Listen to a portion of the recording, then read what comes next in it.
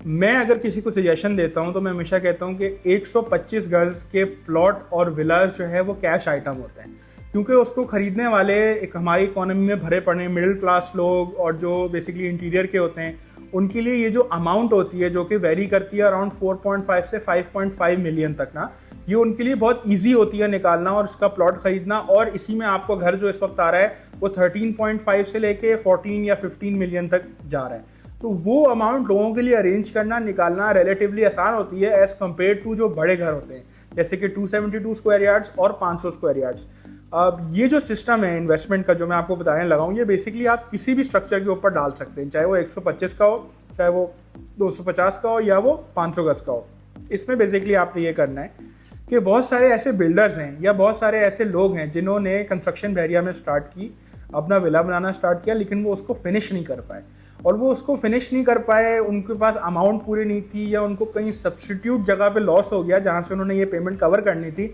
और अब उनके ग्रे स्ट्रक्चर आप देखें, अली ब्लॉक में भी आपको खाली ग्रे स्ट्रक्चर मिल जाएंगे, आपको प्रीसेंट 8 में भी ग्रे स्ट्रक्चर खाली मिल जाएंगे, प्रीसेंट 17 में 500 गज की भी आपको ग्रे स्ट्रक्चर खाली मिल जाएंगे। अब इनमें इन्वेस्टमेंट किस तरह की जाती है, हम लोग एक बेसिकली रेशियो निकालते हैं, ठीक है, कि अगर हमने ग्रे स्ट्रक्चर उठाया जो कि हमें पड़ रहा है मार्केट वैल्यू पे 85 से 95 के दरमियान का, और इसकी जो रीसेल वैल्यू है डिपेंडिंग ऑन उसकी लोकेशन क्या है, एलिवेशन क्या है और डायरेक्शन क्या है, वो बन रही है तकरीबन एजम्पशन लगाएं 13 से 14 मिलियन के दरमियान। और सेफ साइड पर रहने के लिए हम 13 मिलियन के करीब की फिगर को ही अज्यूम करेंगे, हम ज़्यादा वाली फिगर को अज्यूम नहीं करेंगे। तो इसमें बेसिकली ये होता है कि हम देखते हैं कि हमें एक चीज़ जो है वो सेफ साइड पर रहने के लिए 9 मिलियन की पड़ रही है, और इसको फिनिश कराने का खर्चा तकरीबन 3 मिलियन पड़ रहा है। यानी कि हमारे पास एक घर रेडी हो रहा है जो कि हमें पड़ रहा है 12 मिलियन से 12.5 मिलियन का, यानी कि 1 करोड़ 20 से 1 करोड़ 25 लाख के दरमियान में। अब मार्केट के अंदर उस तरह के रेडी विला इस वक्त 135 से 140 के दरमियान ट्रेड हो रहे हैं, या 130 से 140 के दरमियान ट्रेड हो रहे हैं। तो बेसिकली इसमें सिस्टम ये होता है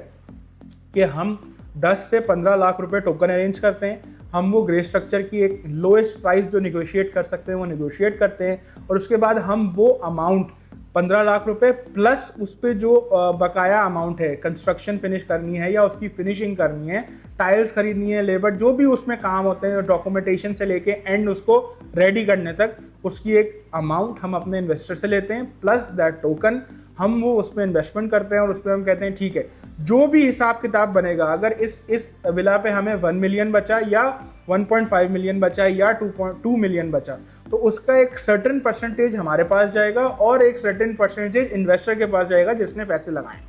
अच्छा, इसमें बेसिकली होता है क्या है कि आपको ऑलमोस्ट 1 मंथ से 45 डेज का टाइम मिल जाता है। तो हमारी कोशिश ये होती है कि इस तरह के विला उठाएं जिनको हम कहते हैं सुपर ग्रे। सुपर ग्रे का मतलब है कि जिसके अंदर मेजॉरिटी काम हुआ होगा, उसके अंदर फिनिशिंग का काम रिमेनिंग होगा, जैसे कि दीवारों को लेवल करना होता है, टाइलें लगनी होती है, खिड़कियां होती हैं, दरवाज़ों के चौखट होते हैं, थोड़ी बहुत वायरिंग के कनेक्शंस होते हैं, सीसीटीवी वगैरह, टाइलिंग, वॉशरूम की फिनिशिंग वगैरह, ये सब चीज़ें होती हैं, सेंट्री वगैरह। तो ये इसको हम कहते हैं सुपर ग्रे। अगर आपको इससे भी सस्ता ग्रे चाहिए तो वो आपको और कच्चे में मिलेगा, लेकिन जाहिर सी बात है उसमें काम बढ़ जाता है। जब उसमें काम बढ़ जाता है तो हम ये गारंटी नहीं कर सकते कि हम वो काम 1 महीने में करेंगे या 2 महीने में करेंगे। तो इन्वेस्टर को बैक एंड पे पूरी अमाउंट भी रेडी रखनी होती है। यानी कि अगर हमने 9 मिलियन की डील की है और आपने 9 लाख रुपए या 10 लाख रुपए टोकन दिया है, उसके बाद आपने 3 मिलियन हमें दिए हैं, तो उसके बाद आपकी जो रिमेनिंग अमाउंट है यानी कि 8 मिलियन जो है वो आपको बैकअप में रेडी रखनी होगी कि खुदा ना खास्ता कि अगर ये विला टाइम पे फिनिश नहीं हुआ तो मेरे पास महीने के एंड पे या जो 45 डेज का टाइम है उसके एंड पे ये डील